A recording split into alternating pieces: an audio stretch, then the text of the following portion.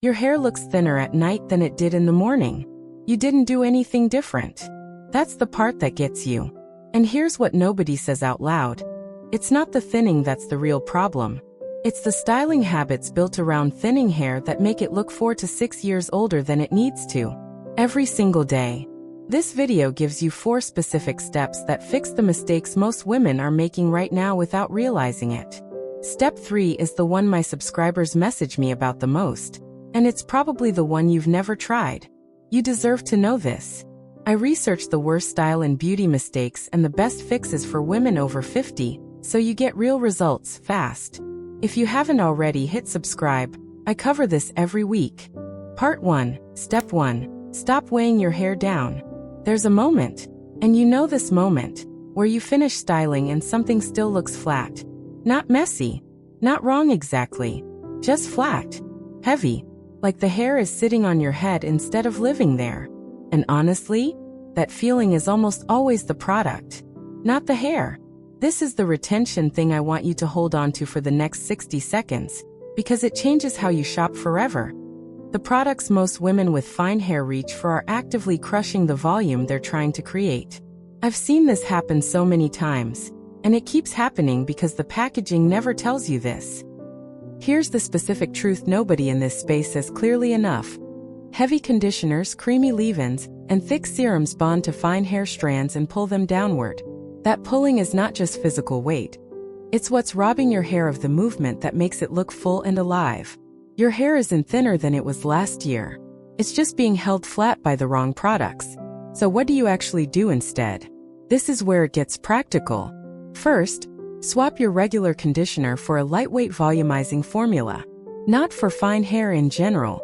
Look specifically for the word volumizing on the label and check that it's a rinse-out formula, not a leave-in. Apply it from mid-length to ends only. Never at the roots. Roots are where fine hair dies. Second, if you love a serum or a leave-in, it stays. You just change where it goes. A tiny amount, less than you think, applied only to the ends. The ends need moisture. The roots need air. Third, mousse. I know. Mousse sounds like 1987. But a light foam volumizer applied to damp roots before you blow dry is still the single most effective root lift tool available. And it works every time for every texture of fine hair. A golf ball size. Scrunch it into the roots. That's it. One maintenance thought here. Once a week, try a clarifying shampoo. Product buildup is silent and invisible, and it is one of the biggest reasons fine hair loses its life over time. One clarifying wash a week keeps the slate clean and your volume honest. Step 2 is the one most women skip entirely, and it's the step that makes everything else you do actually work. That's next. Step 2. The way you're drying it is killing it. Ask yourself something real.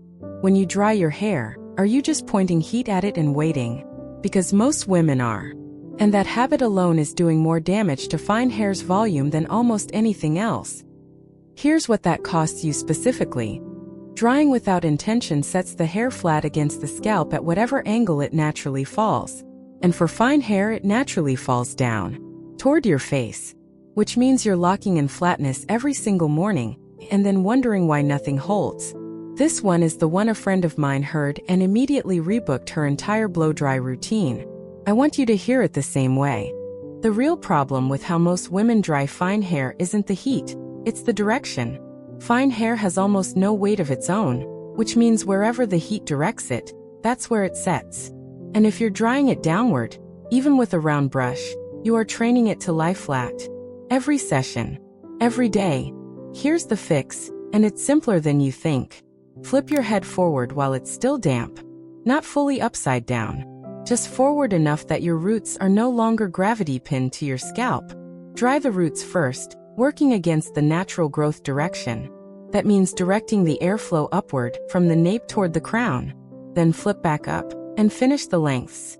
This single directional change lifts the root by roughly 90 degrees before the hair sets. That lift bakes in. When you stand up, it holds. Write this one down. A medium-sized round brush creates more volume than a large one for fine hair. The larger the barrel, the less tension you can apply at the root. A medium barrel gives you the grip and the curl you need to create actual shape. And finish every blow-dry on the cool setting. Not the hot. The cool shot. 30 seconds on cool air after you've set the roots is what locks the shape in place. Skipping it is like building something and forgetting to let it dry before you touch it. Maintenance tip. Give your dryer's nozzle attachment a chance. The narrow concentrator nozzle directs heat to the exact section you're working on, so you get more lift from less heat and less time. It's sitting in your drawer and used. Use it. There's one thing about step 3 that nobody in this space talks about. That's next, and it's probably the one you've never been told directly. Step 3. The cut that's making your hair look thinner. Bold truth, and I mean it. The cut is doing more work against you than any product ever could.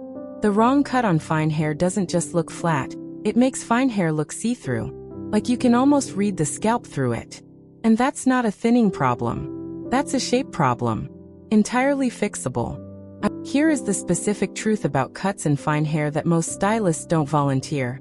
Blunt cuts, one clean line all the way around, are the worst possible shape for thin hair.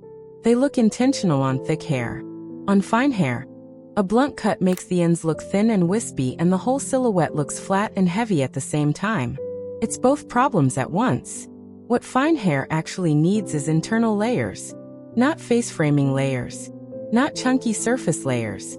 Internal layers, built into the mid-length and the ends, that create movement inside the hair. Movement catches light. Light creates the optical illusion of density. And density is exactly what fine hair needs to look full. This is everything. Ask your stylist specifically for graduated internal layers with a soft perimeter. Those 6 words are the brief. Don't say layers. That phrase is too vague, and you'll get whatever the stylist defaults to. Say those 6 words exactly. Length also matters more than people tell you. For fine hair over 50, the sweet spot is a cut that lands between the chin and the collarbone.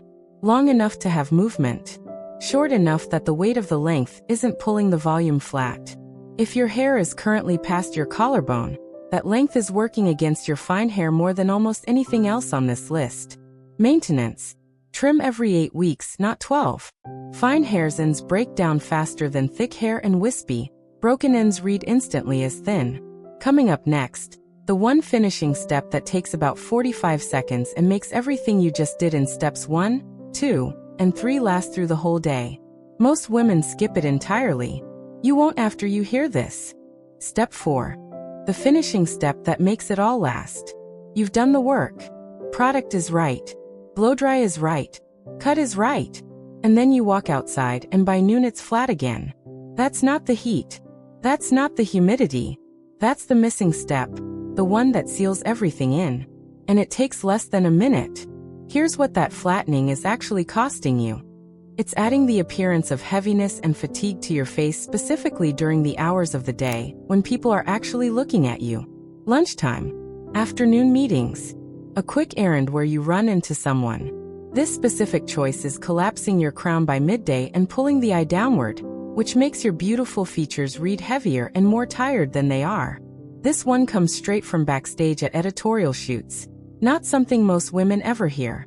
The step that almost nobody does. And that changes how long your volume actually holds, is setting the root with a very light mist of flexible hold hairspray while the hair is still warm from styling. Not stiff. Not lacquered. Flexible hold.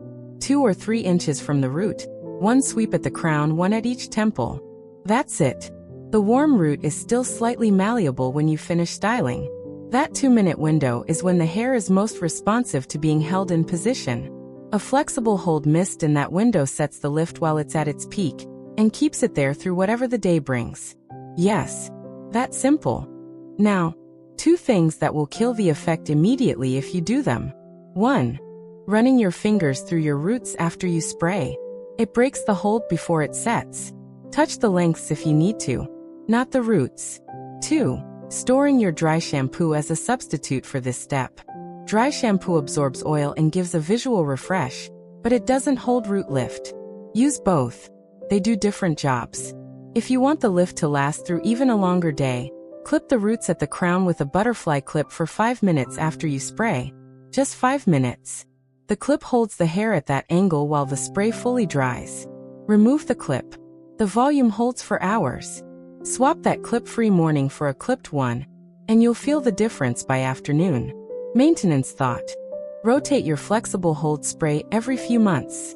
Product accumulates, even light formulas, and a fresh can gives you cleaner hold every time. What I'm covering next time will be even more specific.